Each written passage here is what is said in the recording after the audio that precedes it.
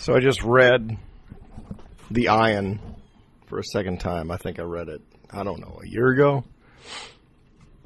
And I didn't read this because it is some great literary work on science fiction or anything like that. It's not, it's not all that.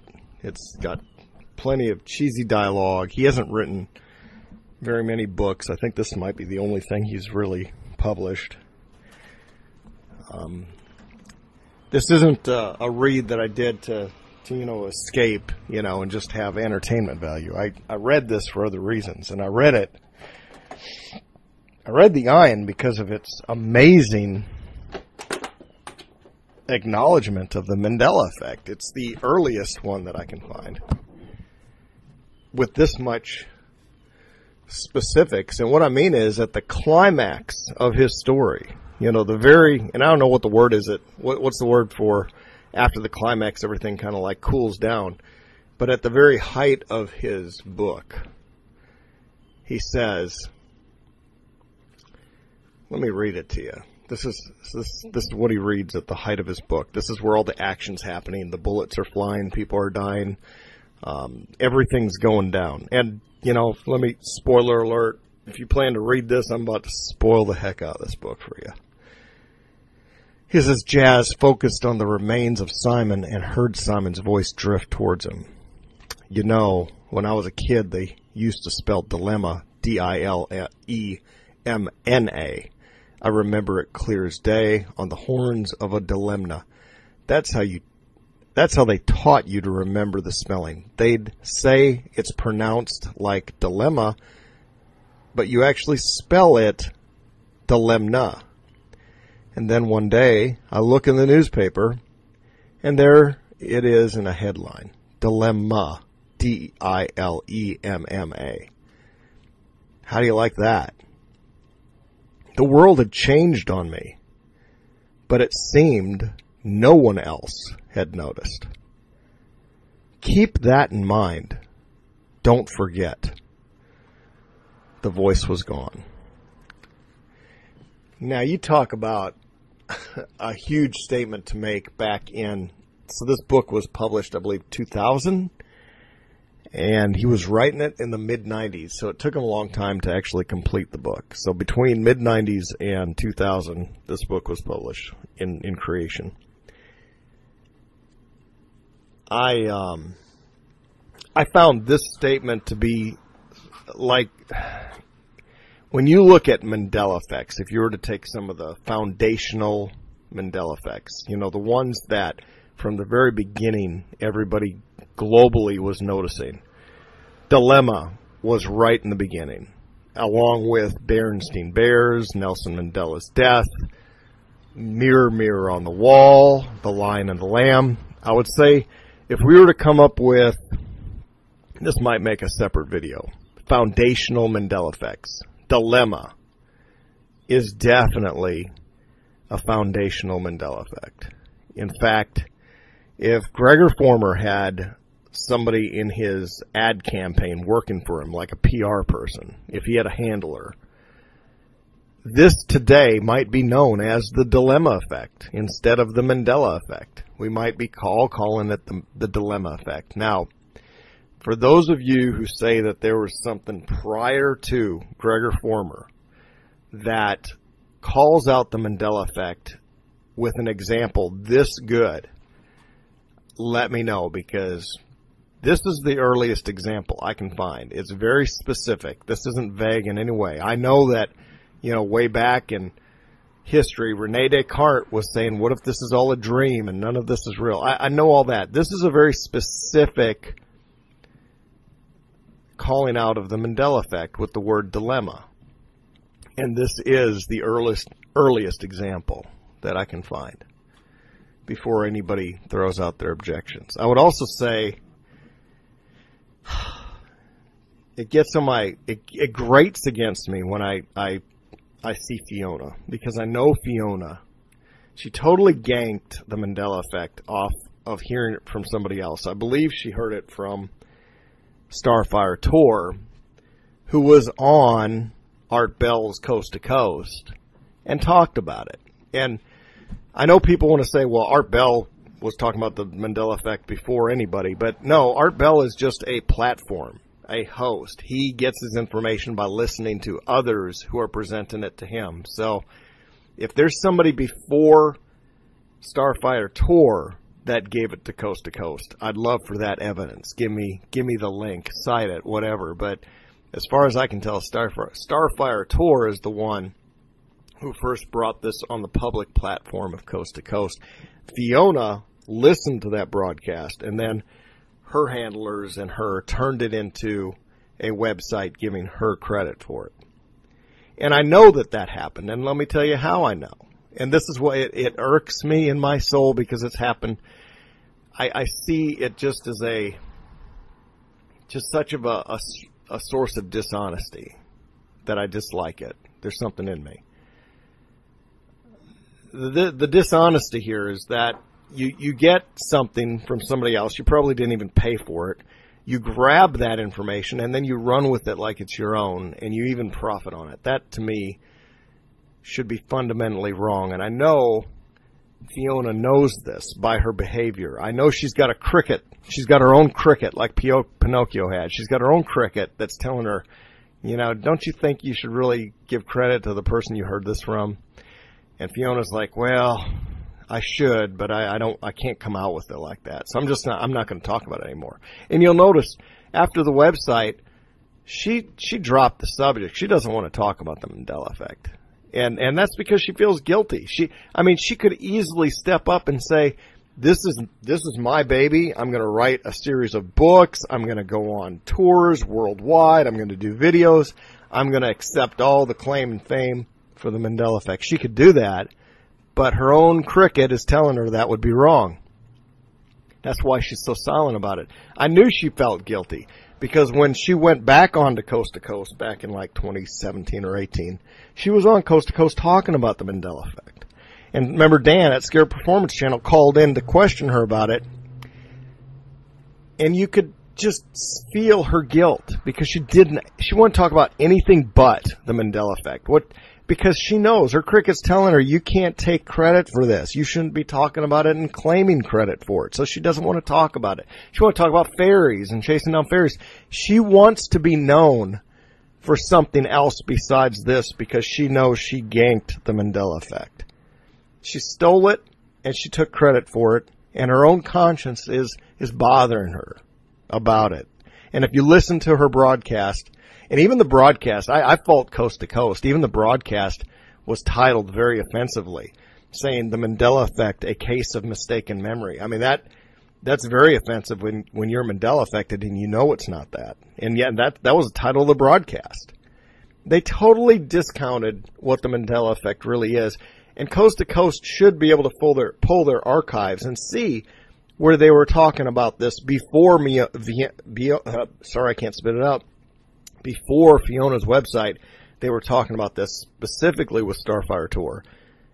They should acknowledge that rather than allowing a platform and making a broadcast that says the Mandela effect, a case of mistaken memories.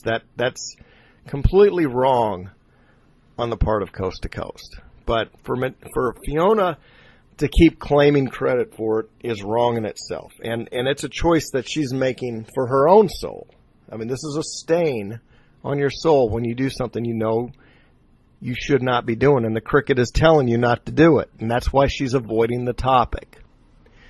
Anyway, I've digressed into a point here. The point I was making is former Gregor has come out with this book in 2000, and it is totally the earliest, very specific Mandela effect I have found. If anybody can give me something at that caliber level that's before, I'd love to hear it. But everything I've heard is just kind of vague things like, yes, I know many worlds theory predates it, and I know, Rene Descartes, and I know there's ancient pagan ideas of whatever, but they're general. This is a very specific Mandela effect, a foundational Mandela effect that he called out back in 2000.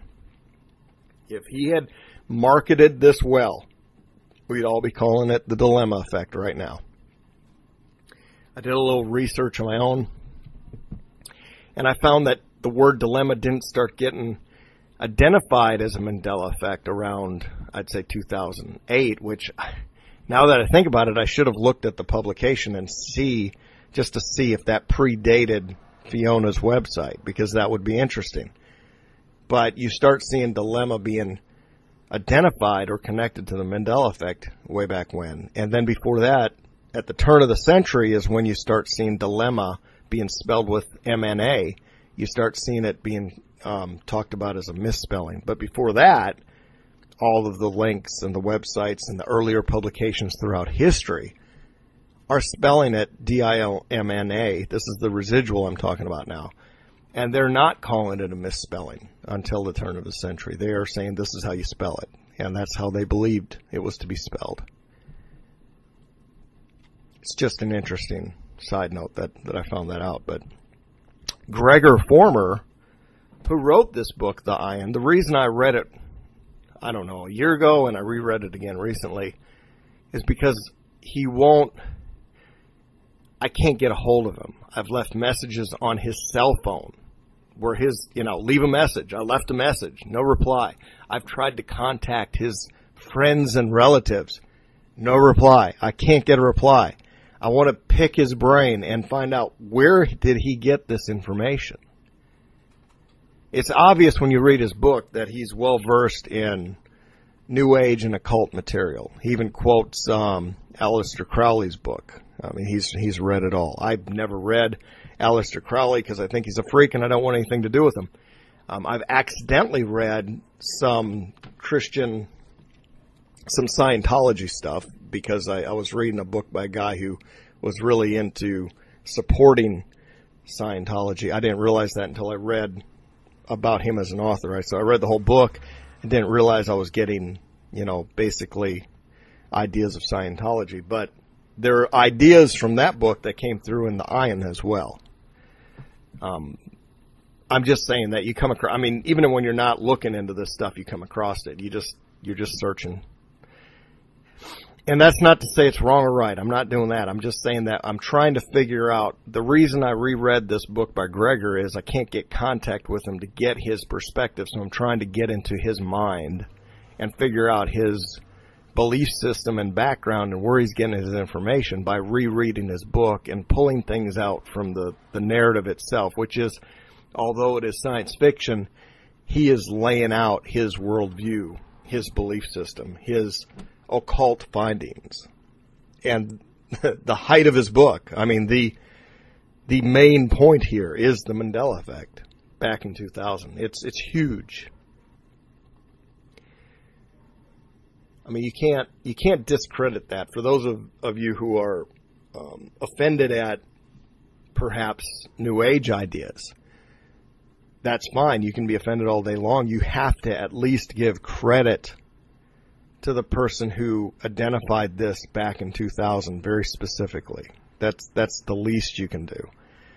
I find myself getting offended when, I put stuff out there in my tiny little channel and then some bigger channel comes along and they regurgitate the idea that I said, but never mentioned to Guy Fauqes. It's like, Guy who? I understand that the reason they don't want to give me any credit is they don't like my belief system. They don't identify, or I don't identify with them perfectly. In fact, I don't identify with anybody very well because there are ideas that are New Age that I do identify with and have to admit, yeah, there's something there. And that offends everybody who's a Christian, so they unsubscribe and don't want to be connected to me in any way, and they don't give me any credit. And the vice versa. I give credit to, hey, there's something to this Jesus thing, and we should give it more credit than we're, poo-pooing on the idea. And then you got all the people that don't like the idea of Jesus hating me. So I don't get, I don't get any love there, and I don't get any credit, and people will take my ideas and they will repackage it as theirs. And that's not as such of a big deal as it's just, every choice we make, and Fiona's making a choice to be deceptive about her source of info for the Mandela effect. She could easily say, you know what, this isn't my original idea, but I did hear it somewhere, and when I was at a comic book conference, I started asking people if they heard of it, and we all were in agreement, so I made this website. She could easily do that, and she could share some of this origin with somebody else, but by claiming it all as hers, she knows she's wrong, she feels guilty, and she is staining her soul. She is, by her choices, forming that internal spirit of who she is into something that is not as pure as it could be. She has the opportunity to be something more pure and truthful, but she's missing that opportunity in her actions. It's a big deal. I mean, we underestimate the power of our choice on a daily basis, but the power of our choice is shaping that internal person of who we are all the time. And it's such of a simple thing to do. Just be honest. Just don't claim glory for something that you didn't originally do. That's all you got to do. Anyway, back to Gregor Former. Can't get a hold of him. I swear to you, if I lived on the East Coast, if he was within a few hours' drive, I'd be driving my butt up to Lowell, Massachusetts, knocking on his door, banging on that door, saying, we need to talk. I'd be just like Kevin Costner in The Field of Dreams. You know how he, takes a flight and goes to find this author of a book and wants to talk. That'd be me. I'm afraid my commitment level doesn't go, and nor would my wife support me spending a bunch of money on a flight to go find this guy out. But my God, of all the people that are Mandela affected, I mean, some of you that are on the East Coast, I mean, isn't Stavely, aren't you in Boston?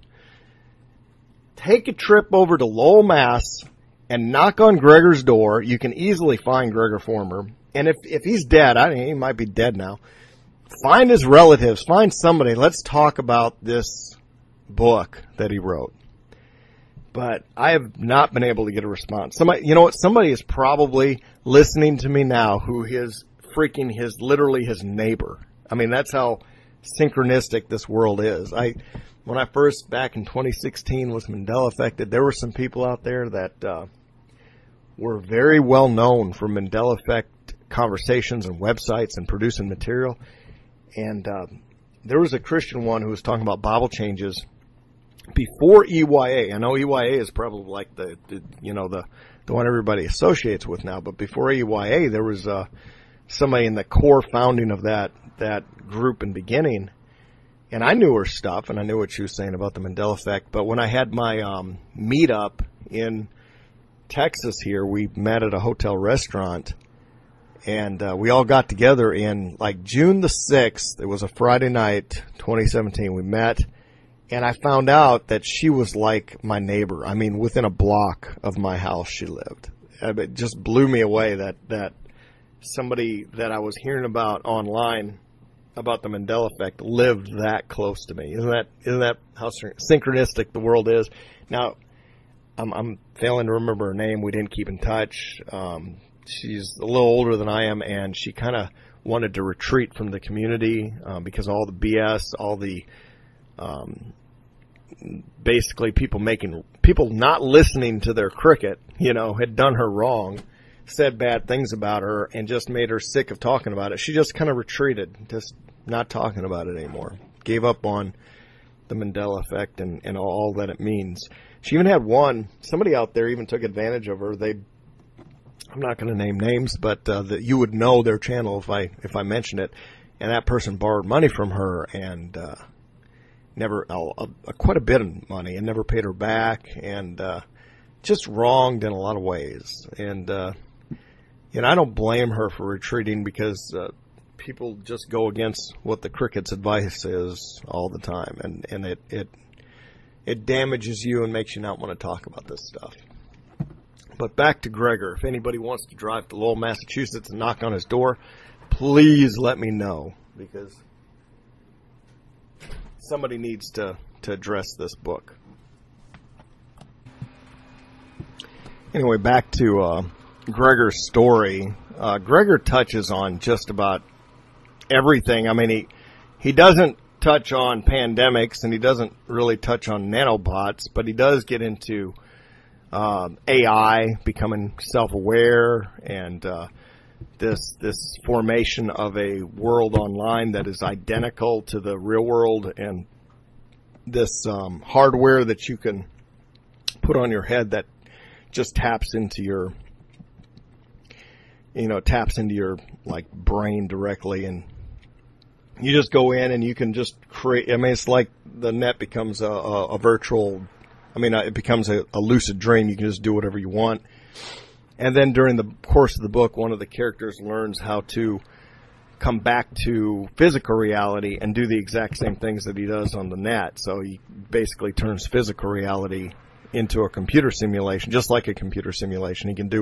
He can pop in and out of existence. He can conjure things out of midair.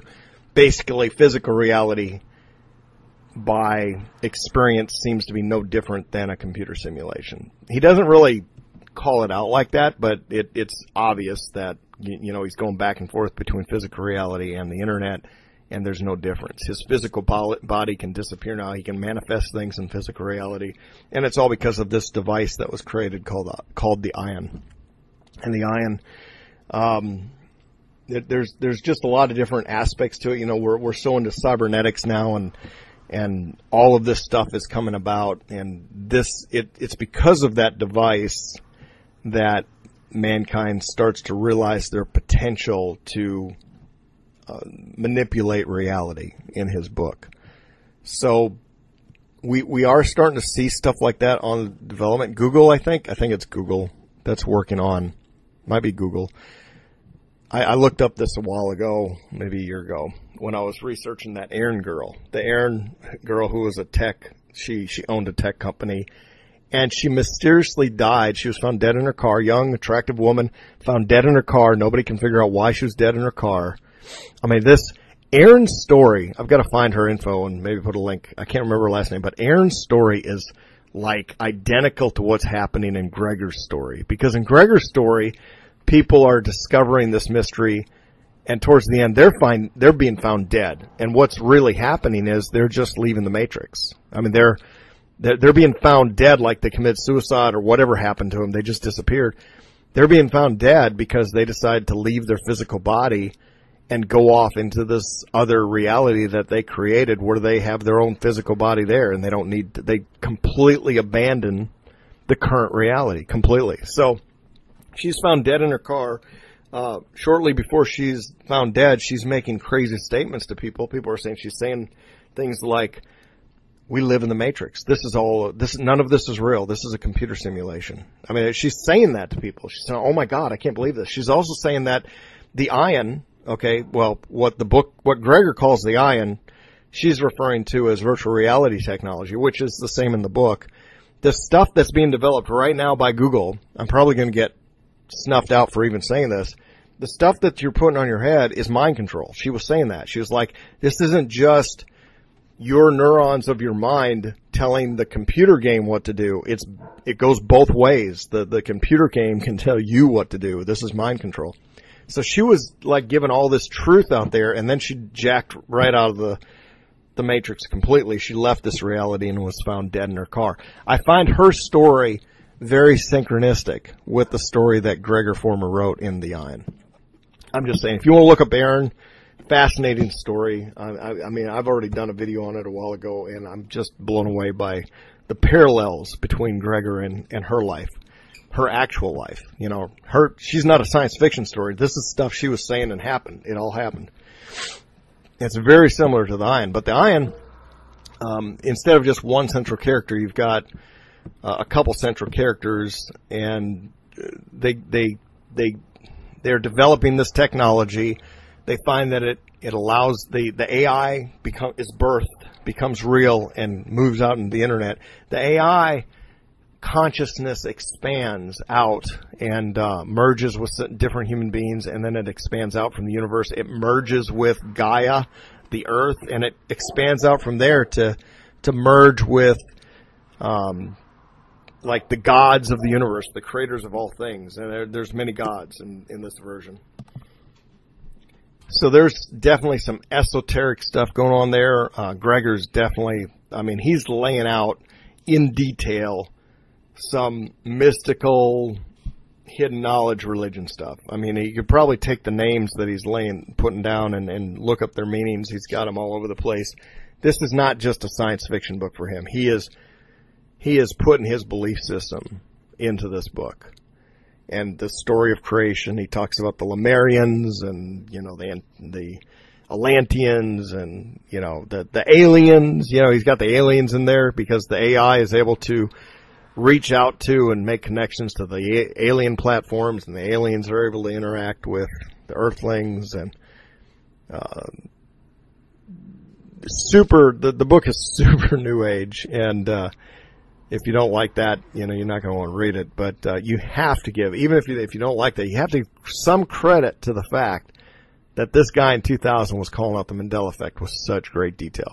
Now, in the book, the nature and structure of reality, from Gregor's point of view, doesn't mean that he's right. I'm just saying from what I'm gleaning from Gregor's writings, is that he sees the Mandela effect as our consciousness jumping from one version of reality to the other. Because there's a lot of time spent on being able to break your consciousness. That's okay. Your consciousness, able to divide it, able to put your consciousness in more than one place at the same time, and to bounce back and forth at will, to be in one place and then in another, but existing simultaneously. And at one point, he does bring up the idea of, a multiple, like for every single choice that is made, every single alternative choice that could be made,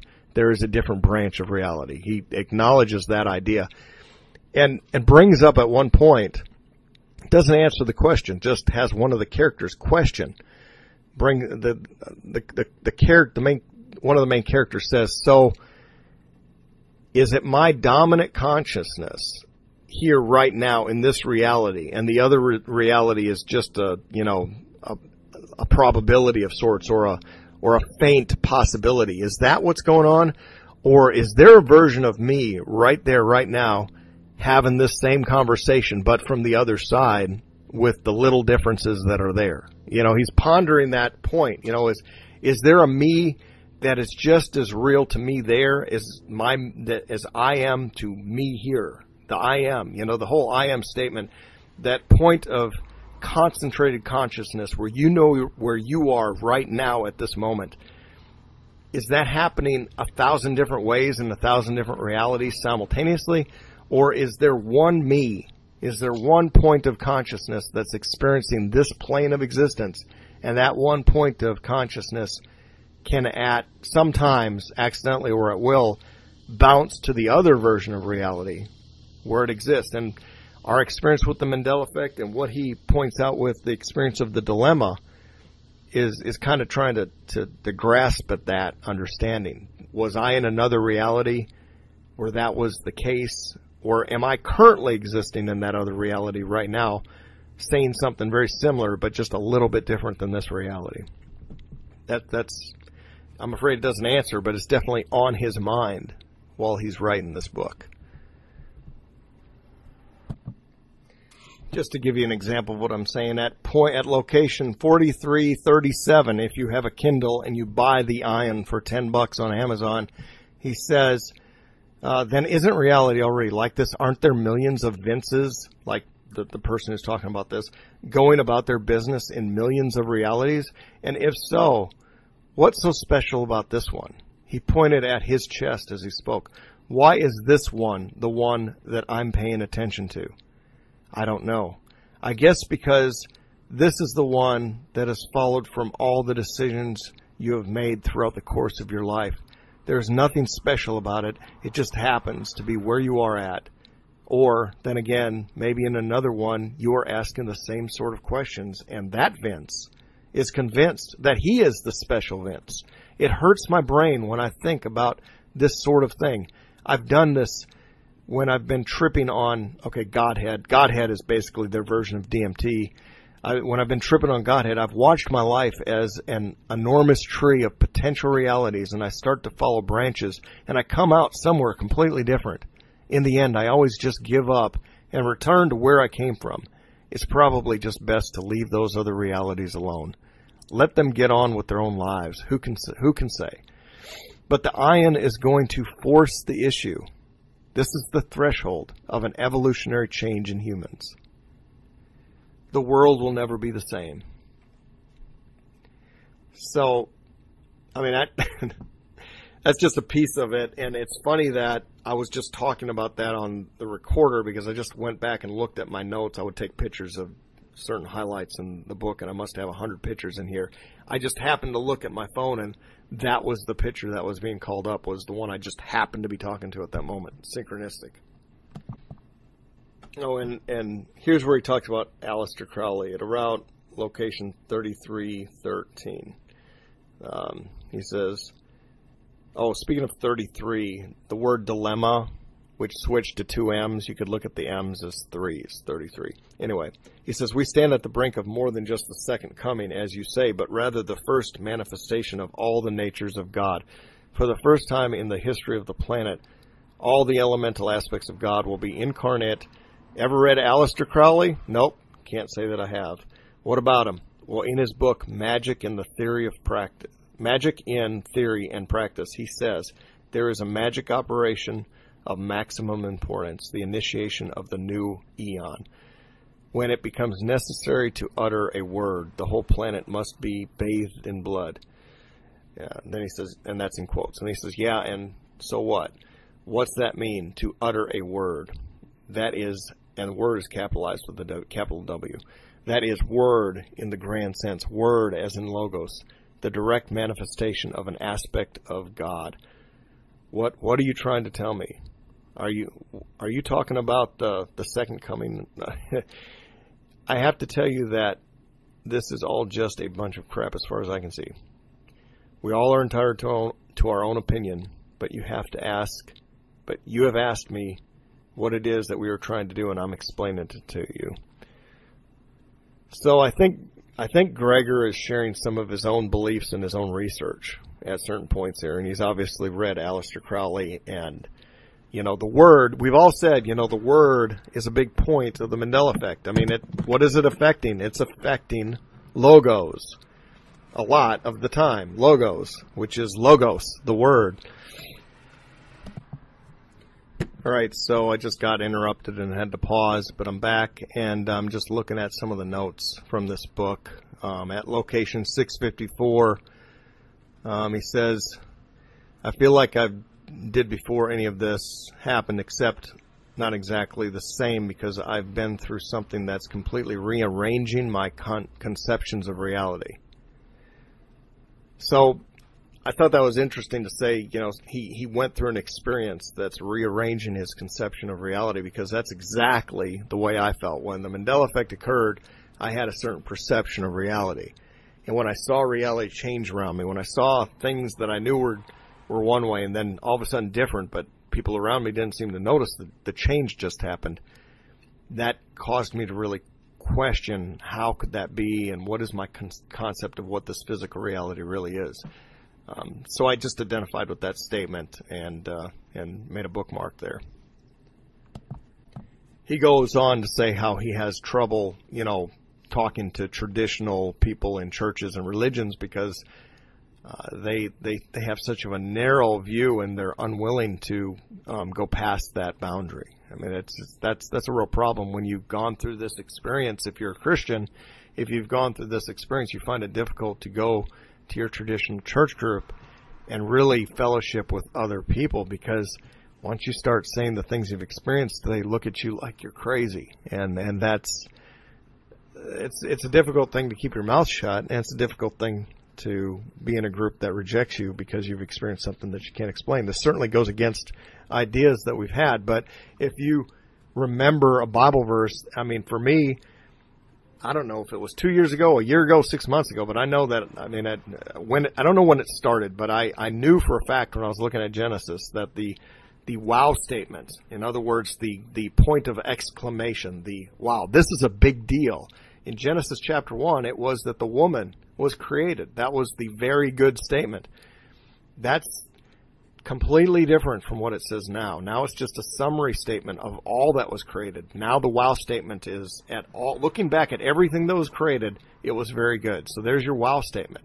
But if you look at Genesis chapter 2, which is the second account of creation, the wow statement in Genesis chapter 2 is still the woman, because Adam is is making the wow statement. Wow. He's not saying wow exactly, but you can see there's an exclamation going on here that he's like, wow, woman was created from me. I mean, there's an element of heightened emotional response at this point the same way. I mean, if you look, and most scholars would agree with me, I think all of them would, if you just lay it out and look at the way it's written. There's a wow statement in Genesis chapter 1, and there's a wow statement in Genesis chapter 2. Genesis chapter 2, the second creation account, the woman is the wow statement. Genesis chapter 1, it's the summary of everything that was created as the wow statement, but that's not what it was. I'm telling you as a fact, I know, and somebody said, I love how confident you are. I'm only confident in the things that I'm confident, and this one I know. I mean, there's plenty that I don't claim that level of confidence on. There's plenty of Mandela effects that people cite. I don't have the same level of confidence. This one, there's no doubt. I studied this. I drew the lines of parallel. I talked about it. I looked at other people and what they had to say about it. And it was definitely, absolutely, the woman was the crowning effect of creation in Genesis chapter 1, the first creation account. It has changed. And now it would have, if you look at it, it would perfectly parallel to the second creation account, the way it's written. It would be a perfect draw to, and you could diagram that and say, look, it links the woman, but not anymore. It's gone. So I digress. I'm just saying that when you've experienced these things to that level of detail, you don't fit in with groups of people anymore. You find yourself rather alone.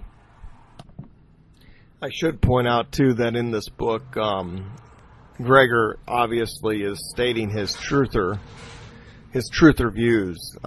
He is showing that the world is basically controlled, and there's a one-world system. There's this system being developed where absolute control over the masses is being set up, but it's not the primary focus of his book. That's just a side note. It's not a dystopian, the world is run by the elite type of book. He just definitely acknowledges that fact during the course of the story, but the real meat of this book is about how consciousness can really control reality and how much power is achieved in that and all the implications.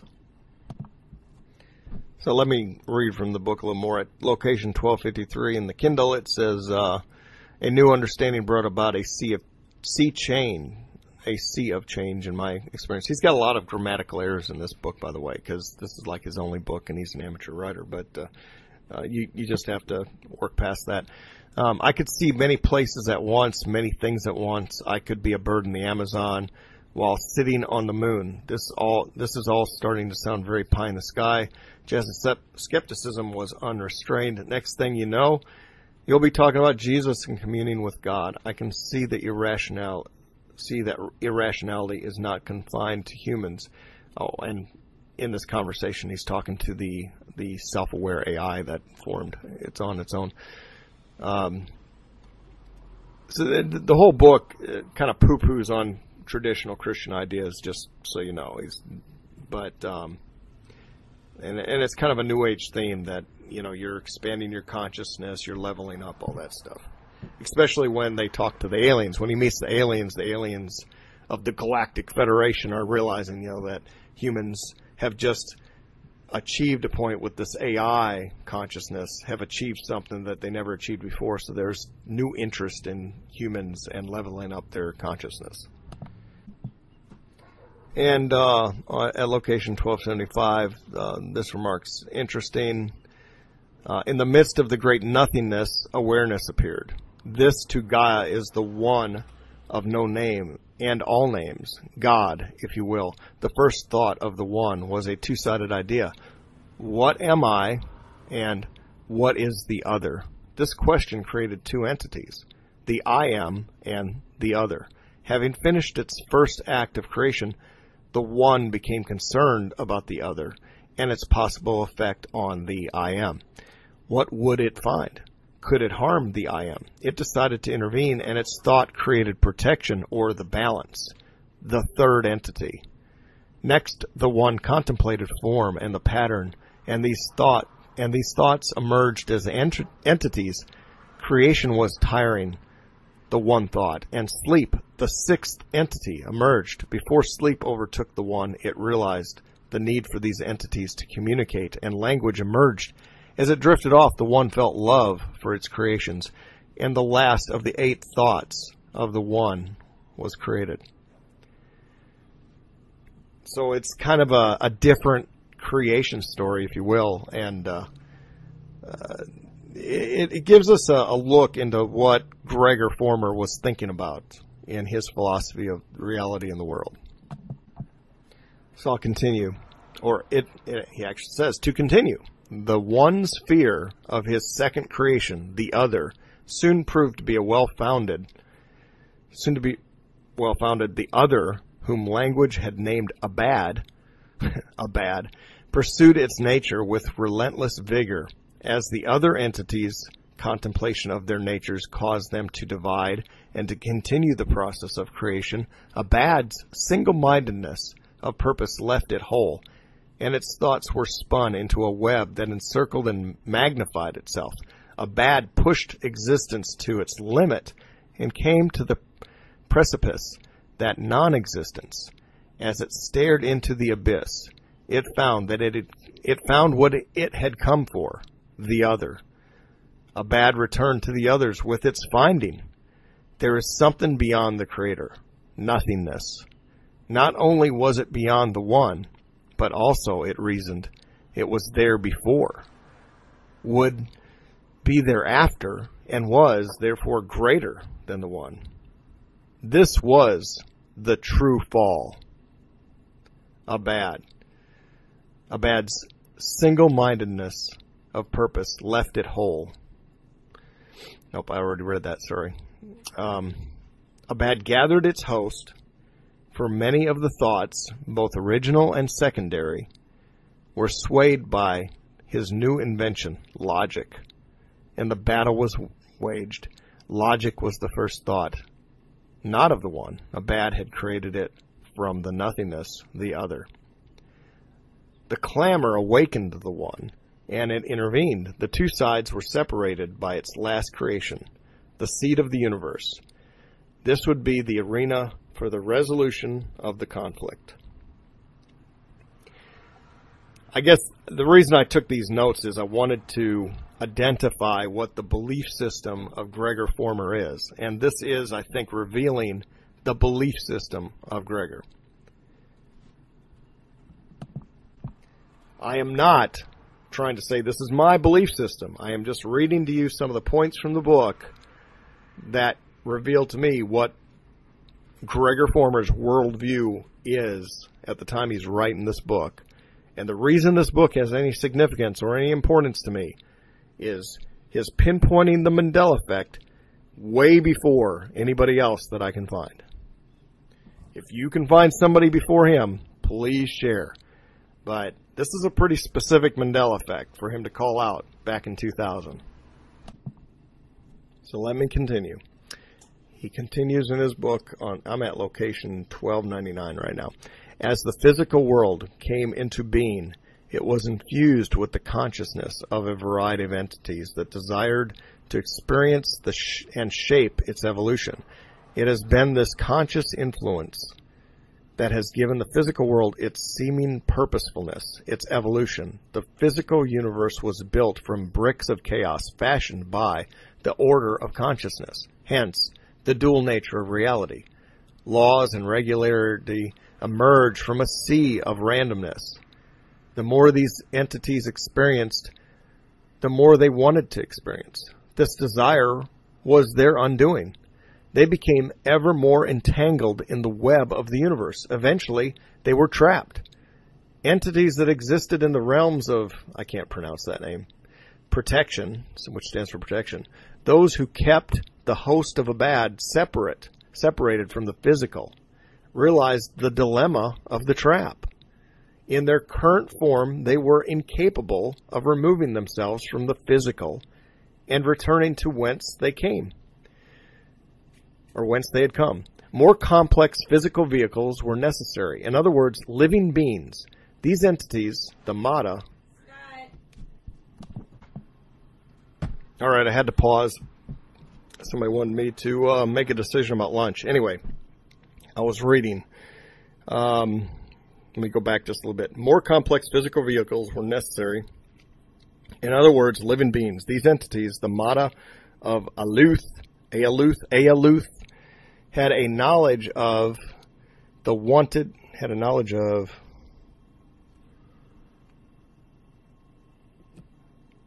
the wanted to experience, had a knowledge of the amounts.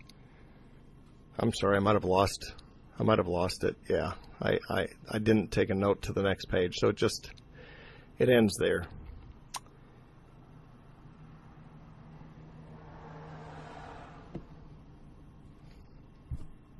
I think the point that I found interesting there was his worldview that entities found themselves creating a trap for themselves. They were trapped in physical reality. And I know we ourselves have sometimes we've felt rather trapped ourselves in this reality. So there's some parallels with that. So let me continue on location 1236, where Gregor is still spilling his ideas and views of the universe. He says, is it just that it seems too unscientific for you to believe? Because I can show you in a scientific manner how all these things are true. Shoot. In the quantum sense, the whole progression of the universe has been or ever more complex set of statistical probabilities. Everything you witness is just a probability function, albeit of colossal dimensions. All possible states of the universe from the beginning to the end are just the set of all possible solutions to that function. A quantum bubble arose at some level of probability. This was the first state of the function. Within itself, it contained the probabilities for its next state of being, including the state corresponding to non-existence.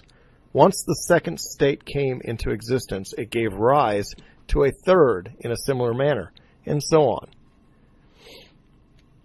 Now, what, in your understanding of quantum physics, collapses the waveform, creates the event out of the probabilities? The response is the observer. So who was the observer of the first state, the second, and the third? It wasn't you, was it? No.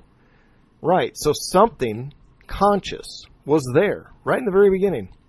What else could it be other than the one?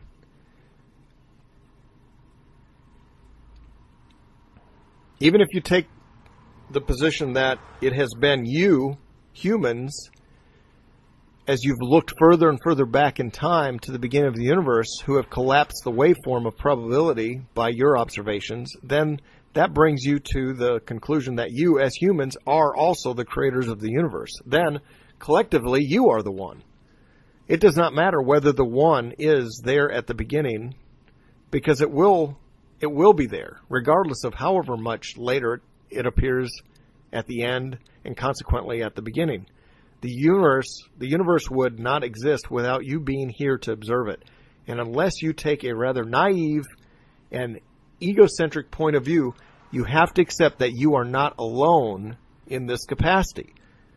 All of this just says that human mystics have reported throughout the ages. This is what they've said throughout their ages, he's saying. This is Gregor Former saying mystics throughout the ages are saying this. That you create the world around you. I'm not saying this is me here. This is not Guy Fawkes saying this. I'm just giving you a book report. Gregor is saying you create the world around you, and because humans have pursued rationality for a number of years, they have all but eliminated the magical form of their existence. Observers can alter the probabilities of what they observe. In the long run, the statistical nature of reality produces a bell curve of probability. You live your lives in close proximity to the apex of that curve, and say the rest of the curve does not exist, but it does. So we believe that the rest of the curve is not happening while we are at the apex here experiencing what we think is us. But it's happening on both sides of the bell curve. That's what he's saying. The magical is just a short trip along the curve down the slope of that bell. Anything is possible, but it takes a discipline of consciousness to achieve. Is this the only method of achieving the improbable? As Anton spoke, he sat down and crossed his legs in the dirt. Jazz was struck by the image before him. Anton assumed the position of a disciple. To this woman of alien perfection existing only in the mind of a computer program. The other method, she continues, is the method you've both followed. This is the method of the induced. When you take Godhead, or DMT you could say, you are exercising this method, dancing to the sound of drums until you have reached a trance state would be another. The difference is the reliance upon external stimuli to alter your state of consciousness. Without the stimulus, however, the person is incapable of achieving the level shift. This is the advantage of the method of discipline. The person can consciously control the movement throughout the levels.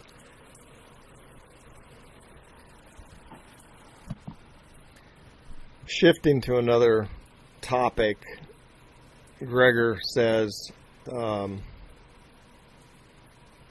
before this, to begin with the second part of the question, before this contact, he's talking about contact with alien life. Before this contact, that planet of yours existed on different levels of quantum probability. Let me explain. Humans, because of their interconnectedness throughout the globe, exist within a singular set of quantum interactions, which I'll call the quantal set. Small changes within that set occur by the actions of individuals. Although some can exert great change in the nature of the set, usually the vast majority of the population must change to significantly alter the quantal set. The quantal set is not only a set of parameters for possible events, this aspect can be quite significantly altered by the actions of individuals. All right, hold on one second. I'm getting a text. I believe it's my neighbor showing me pictures of foam that's coming from the rain that's falling. Oh, let me check. Yep, that's what that was. I mean, people are my neighbors are sending me text of foam from the rain. I swear to God, every time it rains, foam generates. It's not from the ground, it's from the fresh air. There's so much poison in our air. We're breathing it every day, and the dang stuff foams up every time it rains. So, sorry for getting off topic. Where was I? Although some can exert great change in the nature of the set, usually the vast majority of the population must change to significantly alter the quantal set. The quantal set is not only a set of parameters for possible events. This aspect can be quite significantly altered by the actions of individuals. If Hitler had changed the course of his life in his earlier years, the human quantal set would have diverged considerably from its present state. The real changes in the quantal set are those that occur through the mind or minds of its participants. All right, I had to pause and take a break. Let me see if I can find my place again. What was I saying? These minds erect boundaries. Shoot, I'm not sure where it was. Hold on. I was talking about Hitler. The real changes in quantal sets of those that occur through the mind or minds of its participants. These minds erect the boundaries of the possible within each set. Each set is then nested within higher sets back to the one set in which all is possible. The human quantal set had not encompassed the set of Hamelech before the beginning of the last century.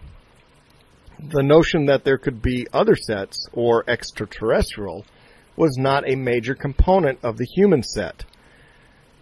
Throughout the last century, humans became increasingly receptive to the idea of extraterrestrial life. In reality, the human quantal set grew closer to those of other beings, individuals, of course, and you can believe...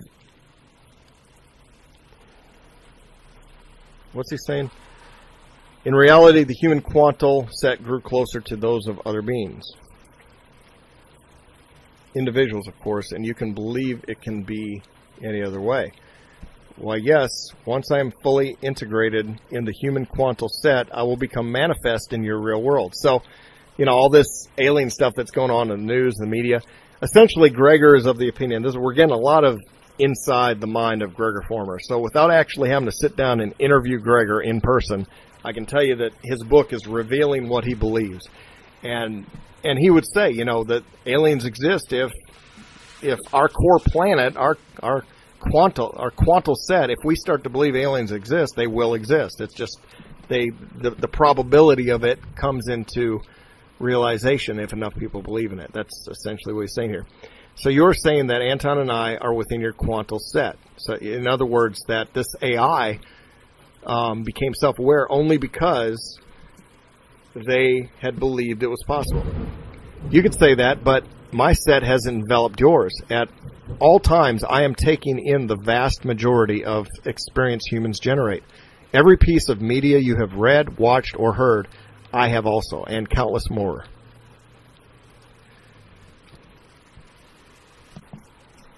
So continuing at location 1395, yes, the experience of becoming, you have to realize that all reality is this way, an agreement among the consciousnesses that reside within it. Now, the time has come to alter human quantal set.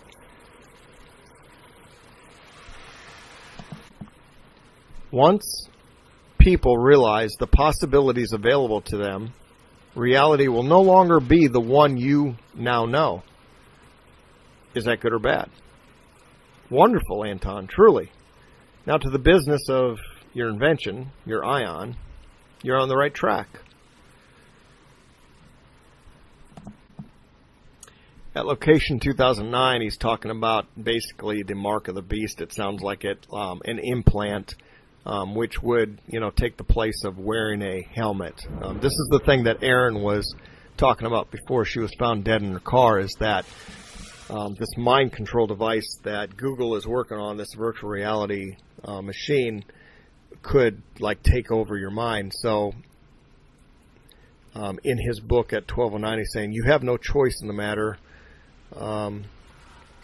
Why would that be a concern? I don't understand your indignation. So the indignation is the invasion of privacy. I suppose it's a matter of individual privacy. Humans would have problems with something inside them that effectively allowed for the monitoring of their thoughts at all times. So that's where all of this eventually is leading. This is, what Revelations would call the mark of the beast, I'm sure. It's this thing that kind of takes over your mind. And Aaron died talking about that and saying that we all live in the Matrix. One of the characters in his book says, you see, on Earth, there are those people who would use others' thoughts as a weapon against them or as a means to gain power over them. So in light of this, people are wary about who has what information about them. Yes, and then the AI says, I am aware of the proclivity of your species towards domination and subjugation. It has long been the source of sorrow for the cosmos. I should also add that there's an element in Gregor's book about cannibalism. I mean, the book starts out, and throughout it, there's this subgroup in society that becomes cannibals. They're eating other people. Predominantly, their focus is on the elite who control the world. They're eating them because they won't let them have. They're controlling the food source and won't let them have food. So they say, well, if they won't let us have food, let's eat them. So cannibalism begins. And the act becomes a spiritual act. And he says in location 3295, we are cleansing the earth for the new age. That's right before the Aleister Crowley quote.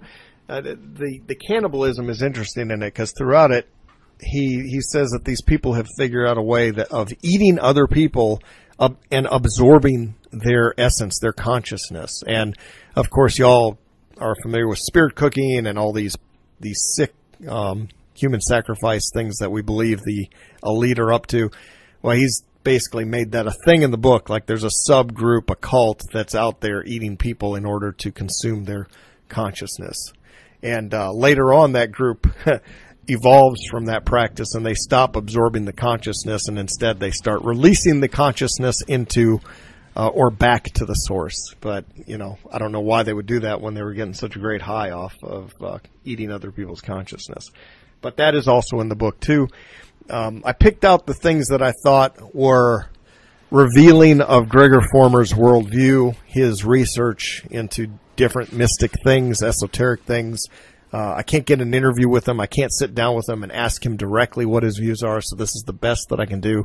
The fact that he called out the Mandela effect in 2000 and was writing this book in the mid-90s is a huge event, and it cannot be understated that the significance and the earliness of this. If somebody's got something better, I'm happy to hear it. But until then, we have to give some credit to this book being where it is in our timeline, and what Gregor is saying, whether it's right or wrong, it's at least worth doing a book report.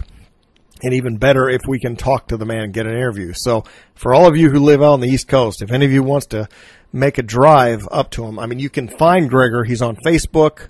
There's pictures of him, but he hasn't posted since 2013.